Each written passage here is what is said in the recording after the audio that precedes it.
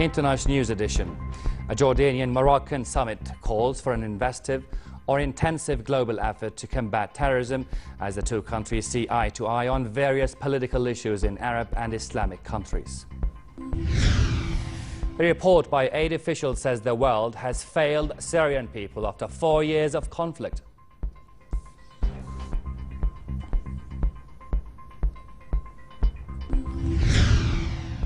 And the Prime Minister says key tourism, energy and service projects in Aqaba will turn the port city into a regional economic hub.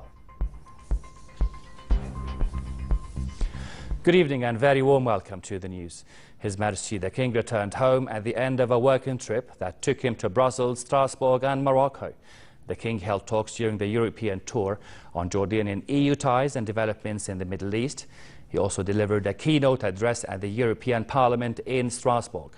The Moroccan city of Casablanca was the King's last stop, where he held talks with King Mohammed VI on cementing Jordanian-Moroccan ties in various fields. At the end of their summit, the two leaders issued a joint statement on steps to be taken to increase cooperation between the two kingdoms. King Abdullah renewed Jordan's support for the territorial integrity of Morocco. He expressed his support for the Moroccan proposal on autonomous rule to resolve the conflict over the Moroccan Sahara, which he stressed is the basis for negotiations among concerned parties.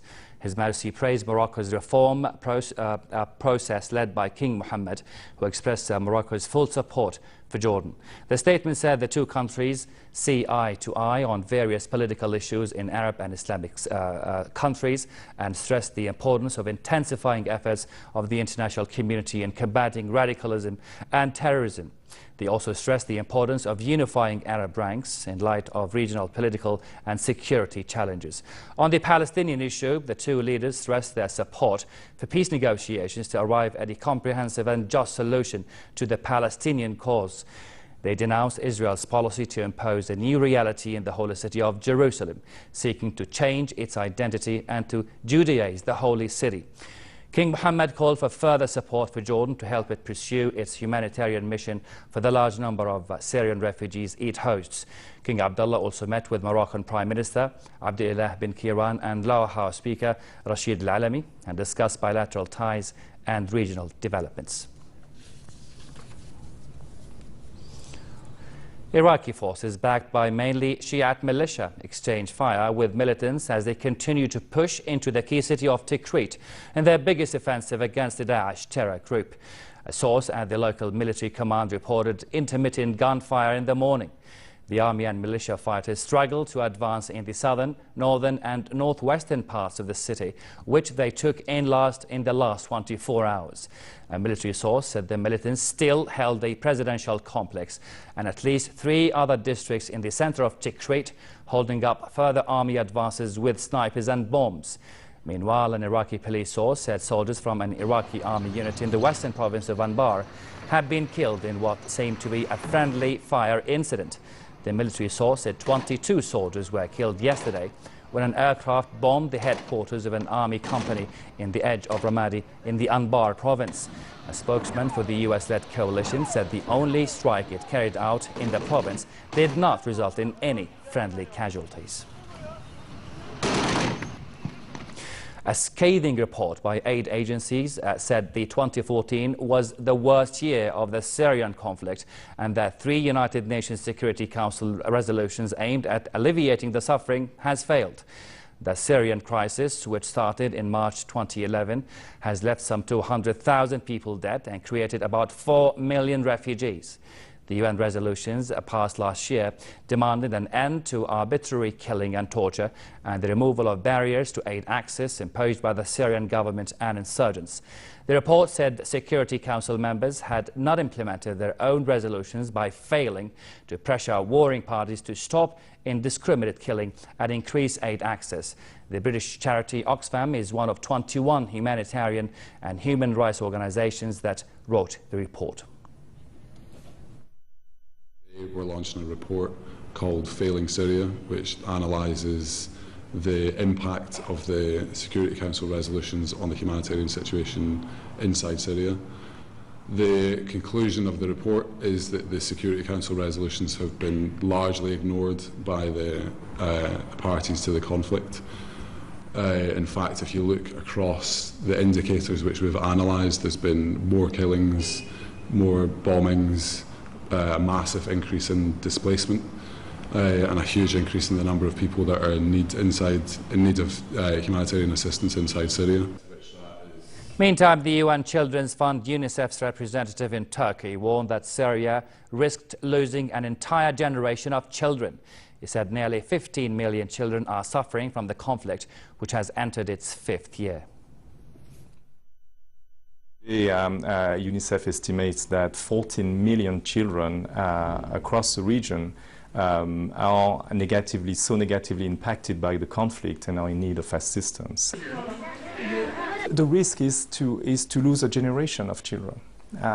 Those who left Syria very young, those who were born outside Syria, and over 100,000 children since the beginning of the conflict were born outside Syria.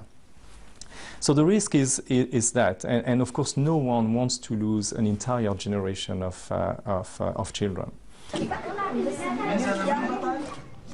Turkish Foreign Minister Mevlut Çavuşoğlu said a spy working for a country in the US-led coalition fighting Daesh militants had helped 3 British girls who crossed into Syria via Turkey.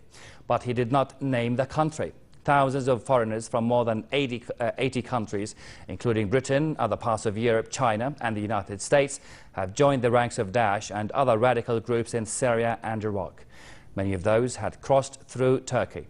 Turkey says it needs more information from foreign intelligence agencies to intercept them, pointing to cases such as the 3 teenage schoolgirls who left Britain last month. The 3 girls are thought to have entered Syrian territory controlled by Daesh. Çavuşoğlu said Turkey had stopped thousands of people on its borders.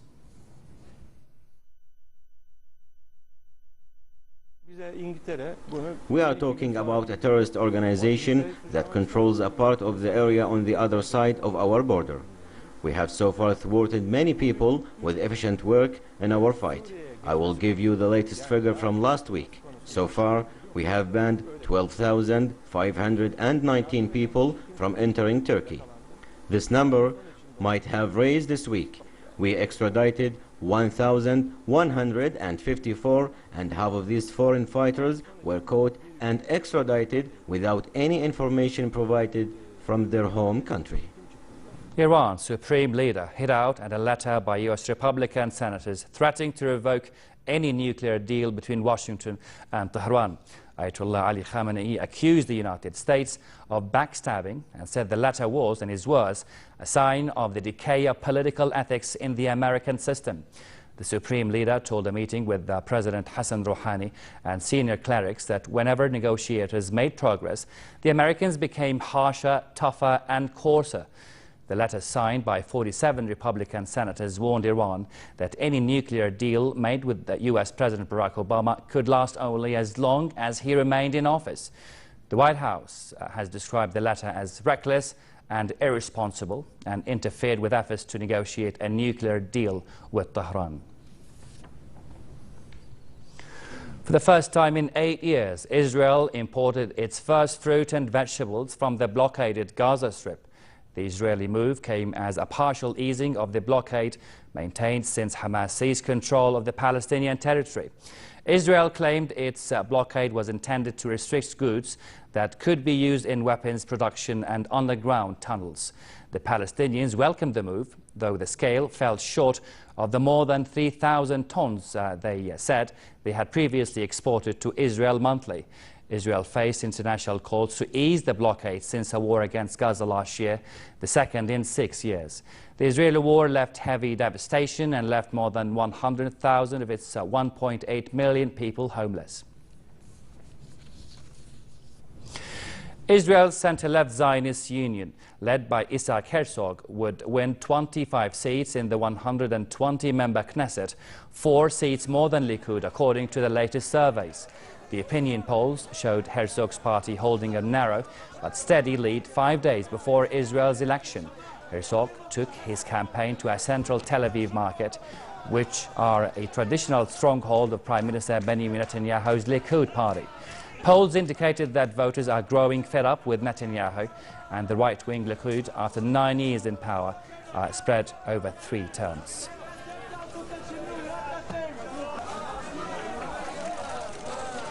Up next, tensions run high in a U.S. city at the center of a national debate over race and policing, and a deadly collapse of a factory in Bangladesh. But after this short break, stay tuned.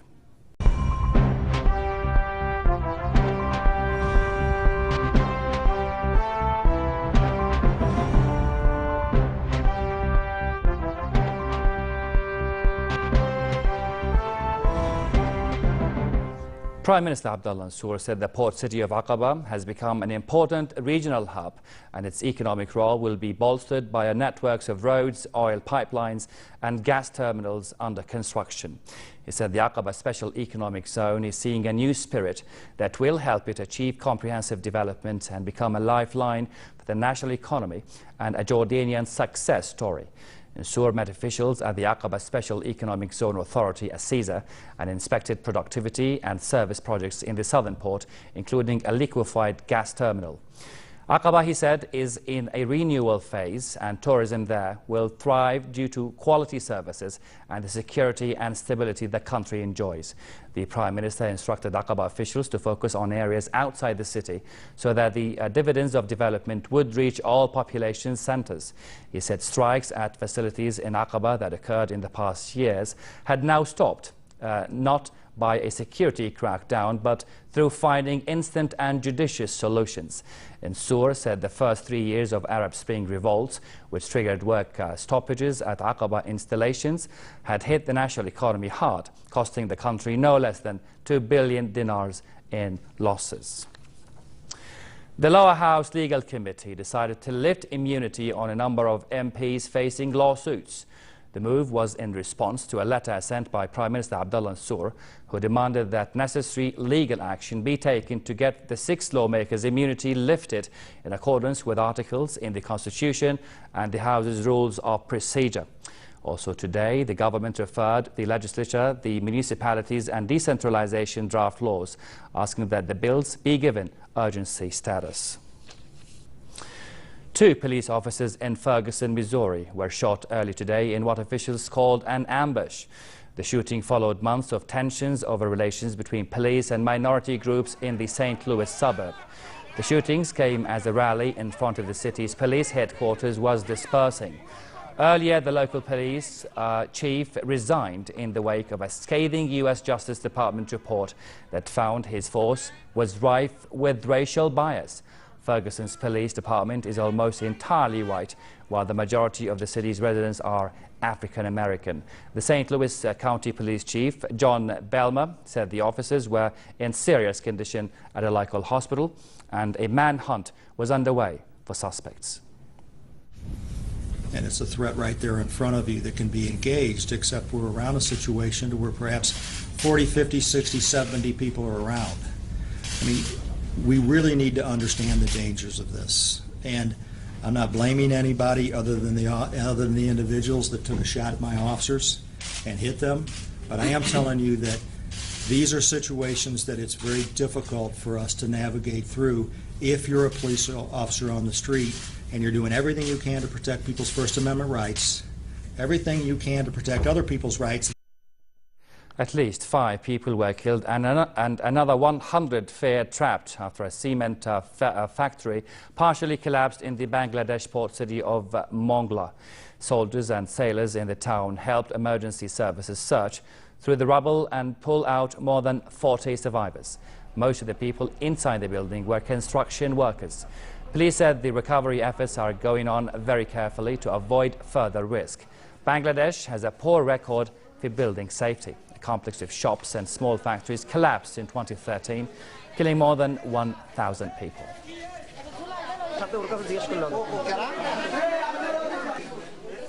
A video showing a 95-year-old man breaking the world 200-meter indoor sprint record for those 95 and above has gone viral online.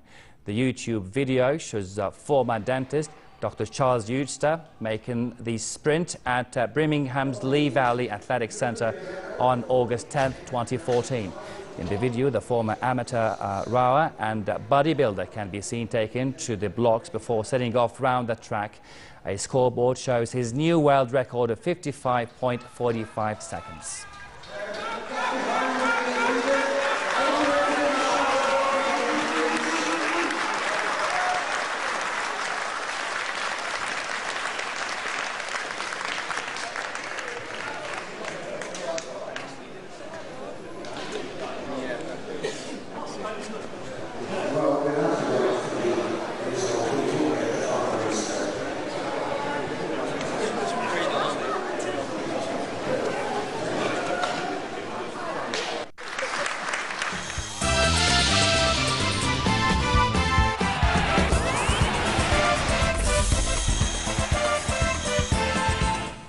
Australia's Richie Porte led home a Team Sky 1-2 on stage 4 of the Paris-Nice cycle race, while Mikhail Kwiatkowski came third to regain the race leader's jersey. Porte crossed the line ahead of his British teammate Geraint Thomas after the pair broke away within the final 2 kilometres. Kwiatkowski of Poland finished 8 seconds behind to take the overall lead by just 1 second from Porte. Thomas is third, a further 2 seconds back.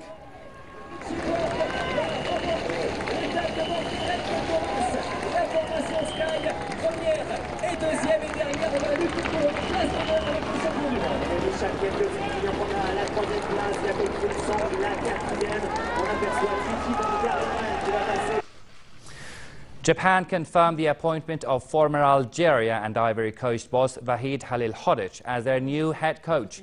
The 62-year-old Bosnian succeeds Javier Aguirre, who was sacked last month amid fears that Japan's hopes of qualifying for the 2018 World Cup could be hindered over alleged involvement in a match-fixing investigation in Spain.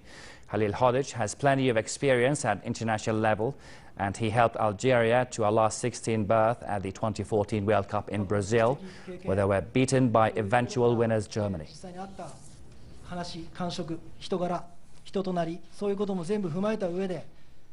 Finally, cold tonight in most regions with northwesterly light to moderate winds. Tomorrow, a slight rise in temperatures will create fair weather across the hilly areas and pleasant conditions in the Jordan Valley.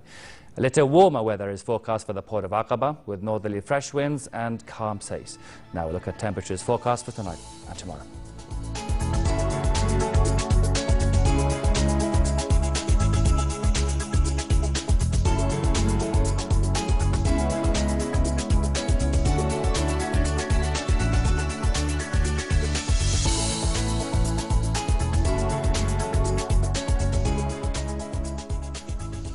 To close our top stories once again, a Jordanian-Moroccan summit calls for an intensive global effort to combat terrorism as the two countries see eye to eye on various political issues in Arab and Islamic countries.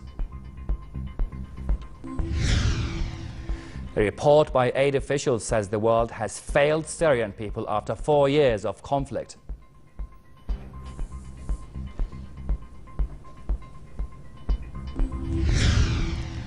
And the Prime Minister says key tourism, energy and service projects in Aqaba will turn the port city into a regional economic hub.